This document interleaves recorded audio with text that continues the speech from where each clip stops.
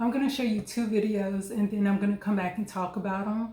Here's what's happening in news. Vice President Kamala Harris and Governor Tim Walz of Minnesota held their first joint campaign rally together in Philadelphia. Kamala Harris praised Walz, going down his list of titles from coach to congressman and even military veteran. She ended his introduction, Rickey, saying, and in 91 days, the nation will know Coach Walz by another name, Vice President of the United States. Are you excited about Tim Walz? I already know the answer to that question. Always. What excites you the most about him? Just that he's just a regular, like he reminds you of your high school principal. He reminds you of your high school football coach, and he was a football coach that led his team to a national, not national, but to a state championship. And he is just awesome. He's for the people. He stands up for women's rights, and he's a popular governor in the great state of Minnesota, which Trump won in 2016. That state was picked off by Joe Biden, and I think we'll definitely get his state and the state of Pennsylvania as well. Either one of those governors would have been a great choice for Kamala Harris. I'm just sick of the black people on the internet talking about I'm not with her. Okay, so if you're not with her, that means you with Trump.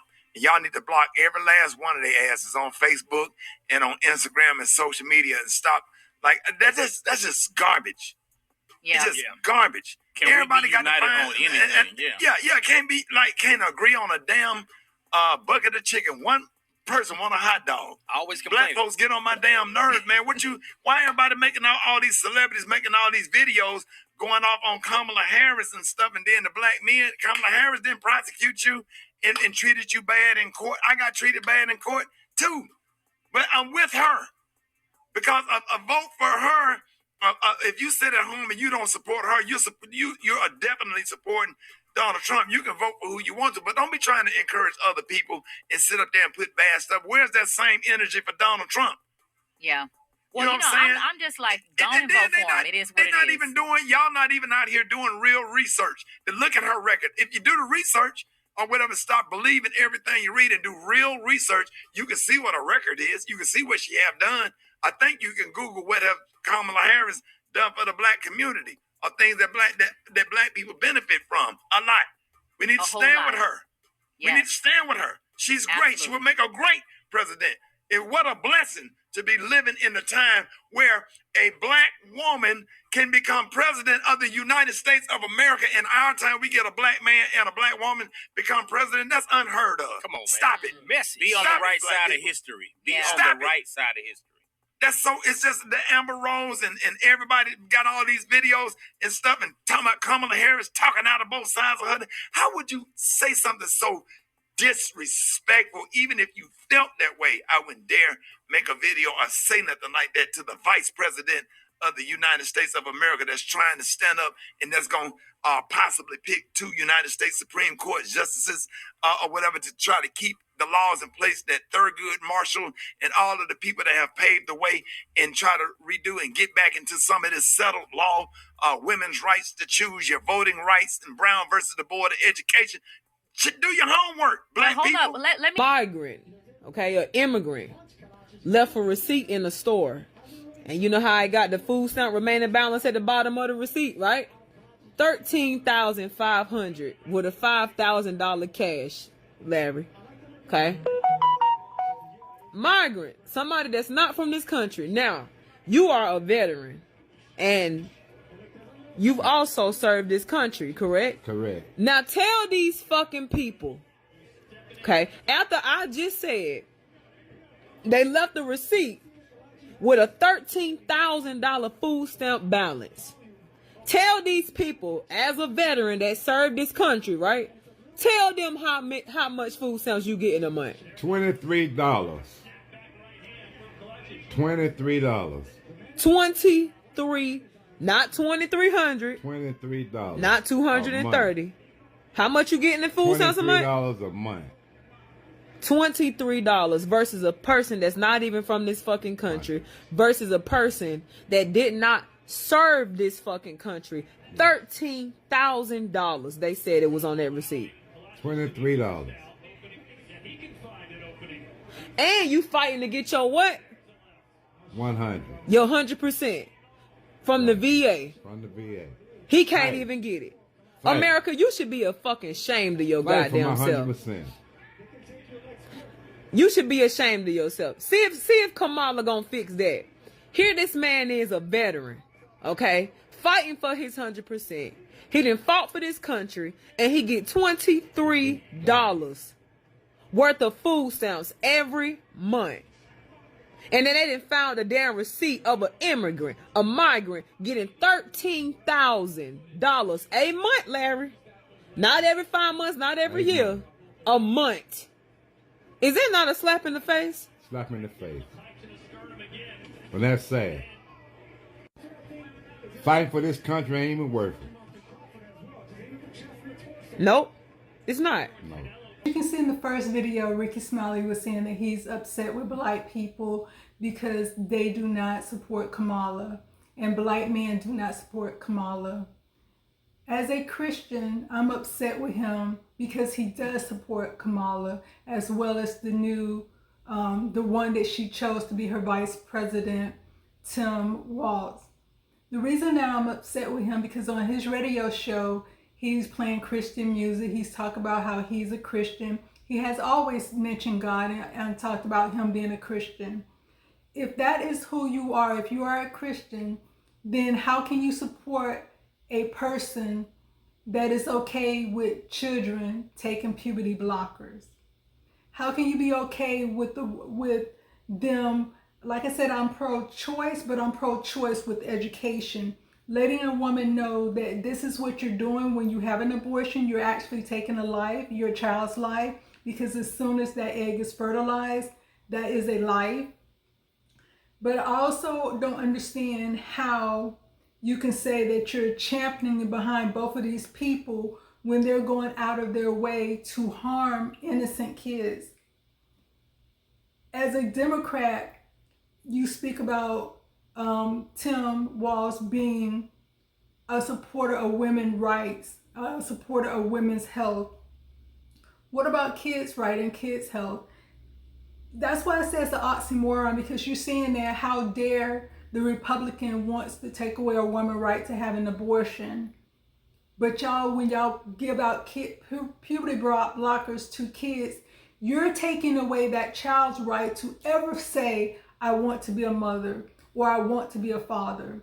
You're taking away that child's right to ever have a baby growing inside of them, to know how it feels to have a life in them. You're taking away that right by giving them puberty blockers that cannot be reversed.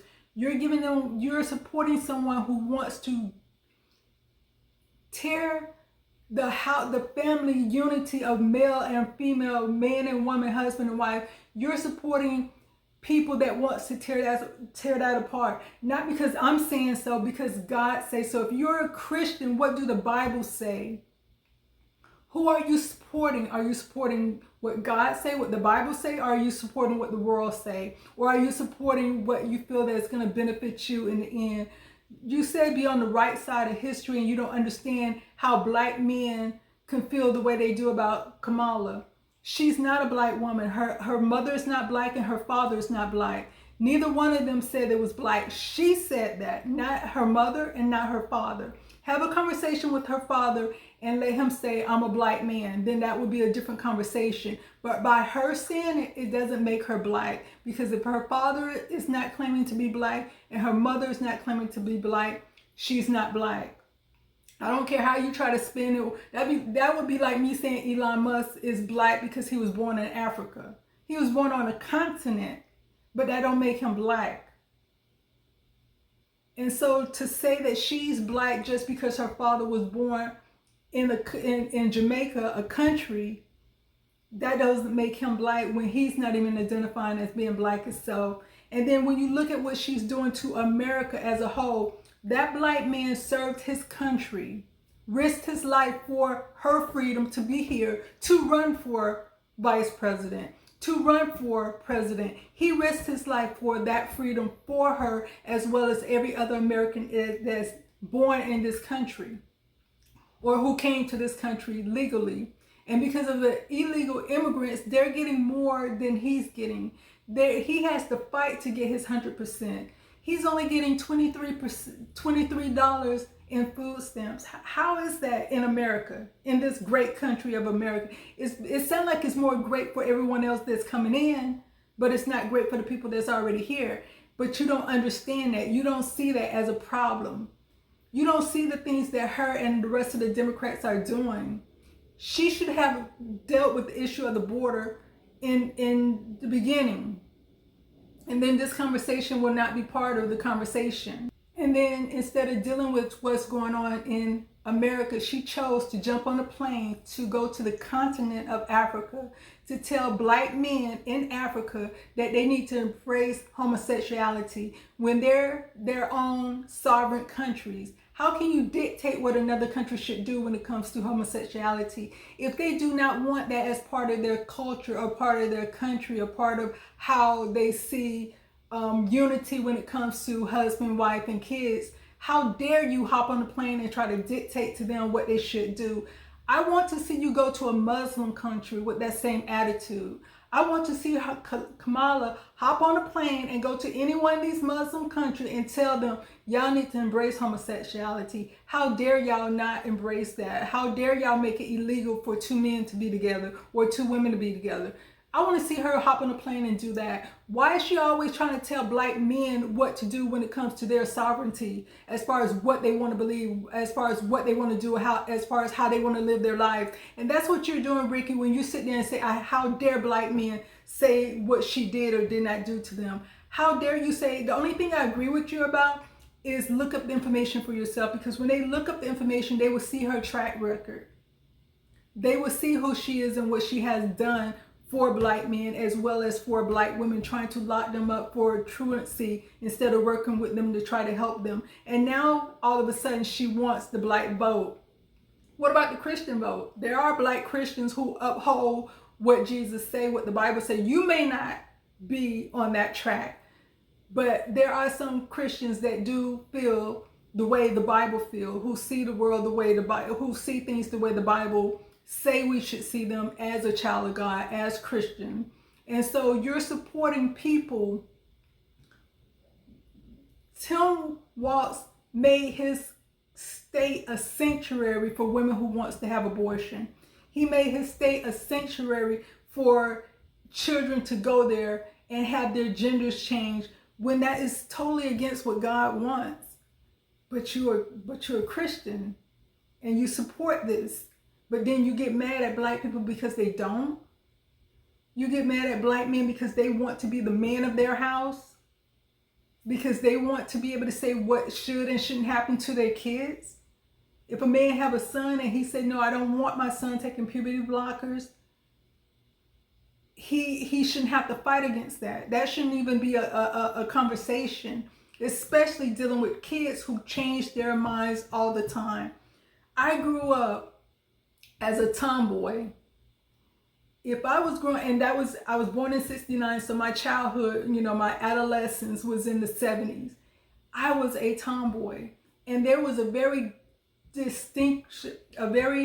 noticeable distinction when it came to men, women, girl clothing and boy clothing and shoes and everything. Sometimes I would wear boy shoes, sometimes I would wear boy clothes. Not because I was gay, not because I wanted to be a boy. I was just a tomboy because I had 3 older brothers who I would run around and play with and stuff like that. If I was born in today's world, they probably would have convinced me that I wanted to be a boy, that I was gay, that I was born in the wrong body. My desire was never to be a boy. My desire was never to, sometimes, I would dress like a boy. I would play around. I would be rough, be in the mud, doing all that. But I was a child. And I was doing that because I seen my brothers do that, and they was older than me. So I was going behind in the direction that they went in. But I also, in my room, I also had baby dolls. I also had girl clothing, dresses and all that. But I preferred, because I was running around with my brother, it was easier to have on pants and do the things that they do. But that don't make, how dare you then go say, oh, because this person is acting this way or they're carrying themselves this way, this is how they're going to feel for the rest of their life. So let's go ahead and alter their body so they can never go back. That is something that you as a Christian should fight against. That is something that you as a Christian should say, no, I'm not going to uphold, I'm not going to support people who support that. But you don't, but you're getting mad at black people because they're looking at reality. Even if a person don't care about that, even if a person say, you know, I don't have kids, I don't care about what they do with kids, I don't care what the gay people do, I don't care about those rights, I care about the economy.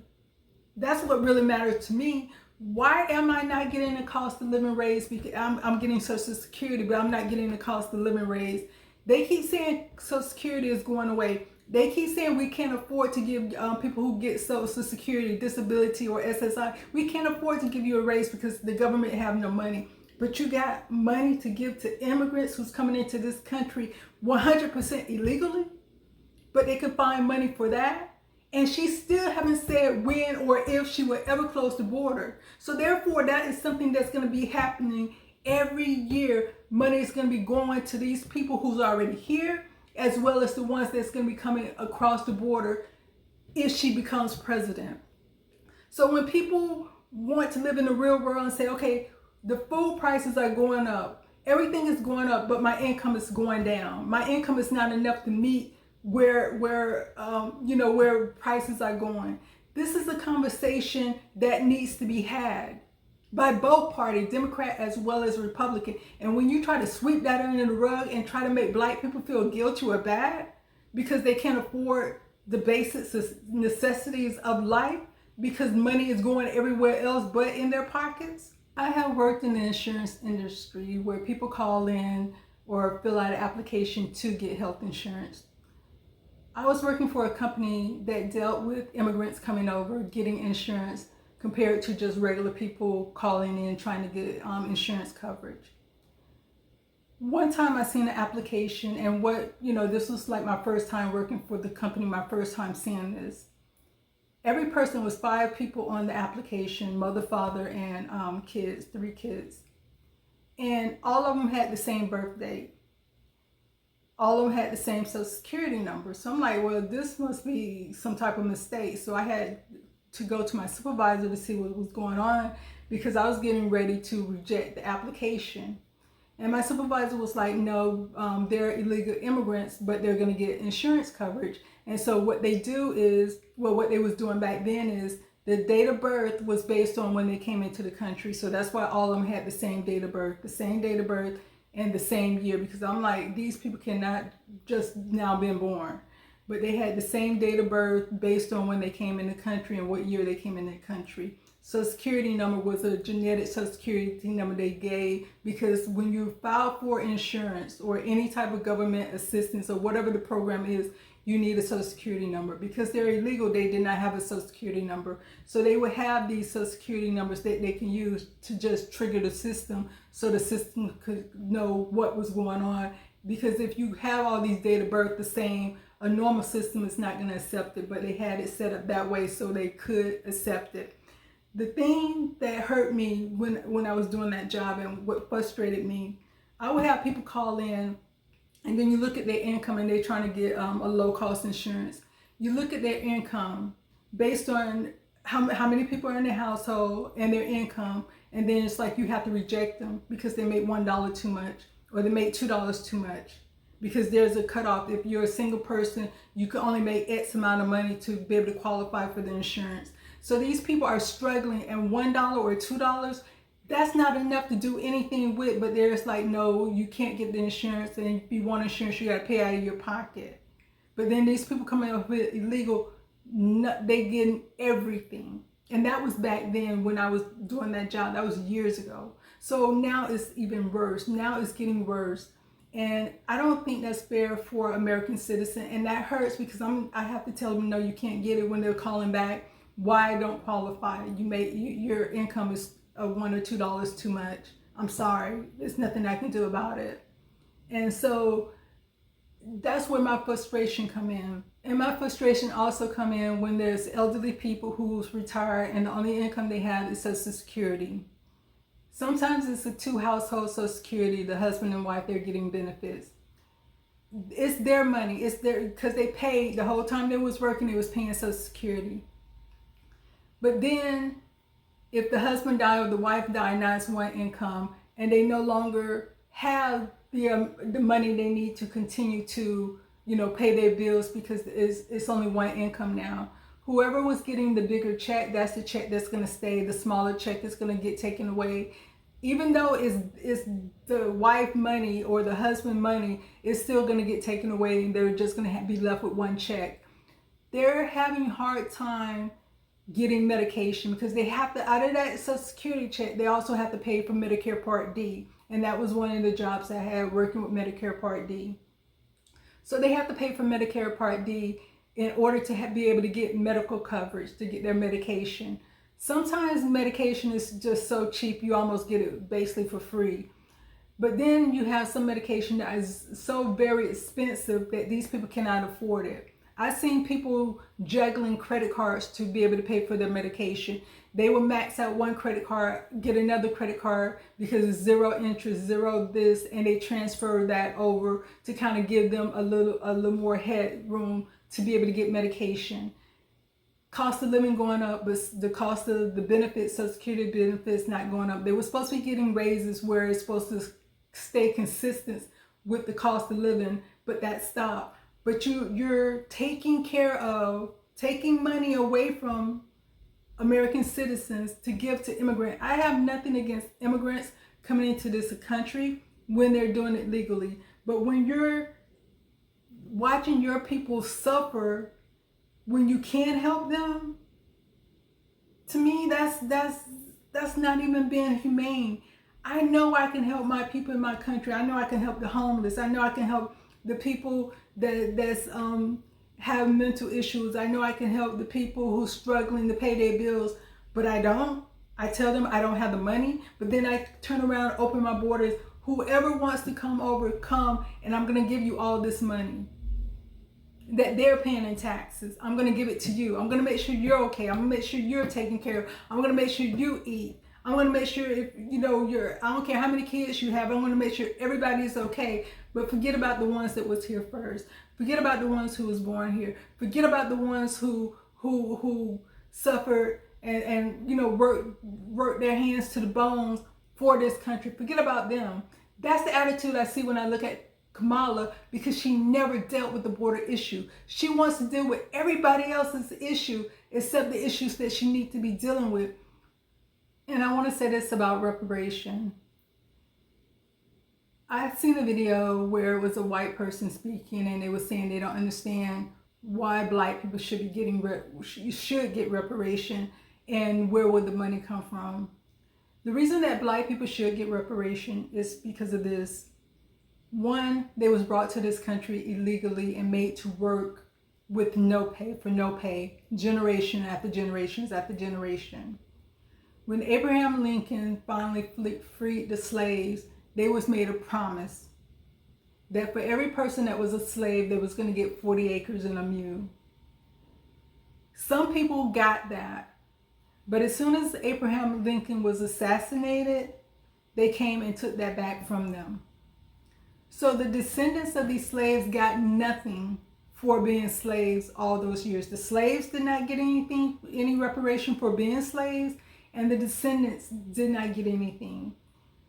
The slave owners got reparation because they say when y'all freed the slave, we lost our free labor. Now we got to pay someone to come work these fields and work, whatever they had the slaves doing. Now we got to pay someone. We lost our livestock, like cattle, we lost our livestock. So we need to get reparation. They got reparation for owning slaves, but the slaves never got anything. The descendants of the slave never got anything. That's why black people speak about reparation.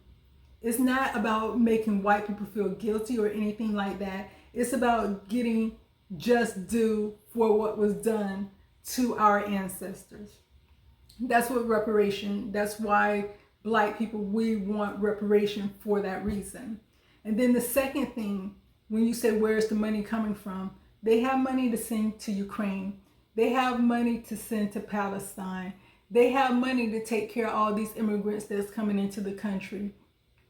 They have money to help Israel, and I'm not against, because we stand for Israel, but they're sending weapons to Israel. They're helping them out. They got money for all this, but they don't have money to give to black people for years and years of slavery. They don't have reparation for that. And reparation would be a one-time payment. However they figure it out, it would be either a lump sum payment or so much every year, but it would be a dollar amount that you would know this is how much each person is getting based on them being descendants of slaves. With the open border, that's annually. Every year, time after time after time after time, they're going to be getting this assistance.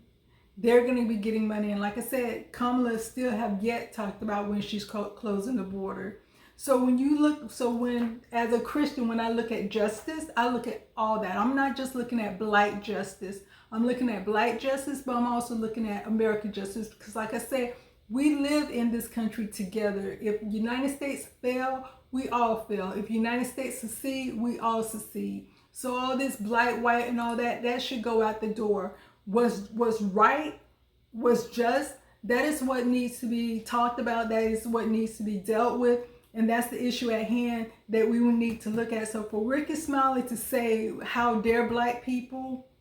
What about that black man who served his country and he's still fighting to get what was rightfully his, 100% of his, that he's supposed to be getting for being a retired veteran? What about what he's going through? And another thing Rickey Smiley had said, he was talking about Amber Rose. How dare she say anything negative about the vice president? How could she fix her mouth? He's writing for her. He's championing for her. He's putting her on a pedestal. You know, he's bringing up the fact that she's belonged to a black sorority. He's doing all this, putting her all up on a pedestal. The question I have for him, because I don't watch his show, is I hope you wrote that hard for Jesus. When Amber Rose stated that Jesus was a cult leader, I hope you got on your show and had that same vigor, had that same energy to say, how dare Amber Rose talk about Jesus like that?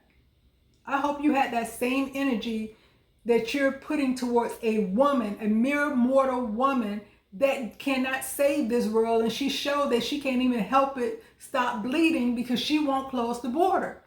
So how can you put her on a pedestal? And like I said, I hope you had the same energy for Jesus, the King, our King, Christ the King, Jesus, who died for us on the cross. I hope you had that same energy to defend him the way you're defending Kamala. And I want to read to you 1 John 2, and this is 15 through 17 ESV. Do not love the world or the things in the world. If anyone loves the world, the love of the Father is not in him. For all that is in the world, the desires of the flesh and the desires of the eyes and pride of life, is not from the Father, but is from the world. And the world is passing away along with its desires, but whoever does the will of God abides forever. So which is it? Do you love the world or do you love God? Because you can't love both. You will love one and hate the other.